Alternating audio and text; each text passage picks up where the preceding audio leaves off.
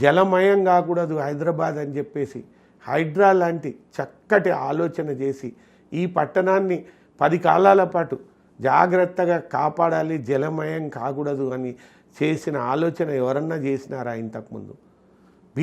బీసీల కోసం ఏదైతే ఉందో 42% రాజకీయ పరంగా, ఉద్యోగపరంగా, విద్యాపరంగా ఇవ్వాలని ఆలోచన, మొండి ఆలోచనతోని ఆయన ఫార్వర్డ్ క్లాస్ అయినా కూడా దాన్ని అసెంబ్లీలో పాస్ చేసి ఆర్డినెన్స్ పెట్టి జీవోల మీద జీవోలు ఇచ్చి దాన్ని ఢిల్లీ దాకా తీసుకుపోయి ఢిల్లీ వీధులల్లో దానికోసం ఏదైతుందో పోరాటం చేసి మరి ఇంత తపన పడేది ఎందుకోసము? బీసీ బిడ్డలకు విద్యాపరంగా 42% అందాలి, బీసీ బిడ్డలకు ఏదైతుందో ఉద్యోగపరంగా 42% అందాలి, బీసీ బిడ్డలకు రాజకీయ పరంగా 42% అందాలి అని కోట్లాడే మనిషి ఎవరన్నా అన్నారా?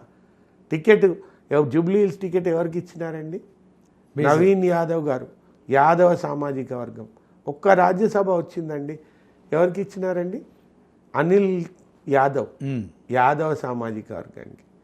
ఎవరు చేసినారండి ఇంత? ఏ పార్టీ చేసిందండి? యాదవ సామాజిక వర్గానికి ఒక్క రాజ్యసభ వస్తే యంగ్స్టర్ డైనమిక్ అనిల్ యాదవ్కి ఇస్తారు.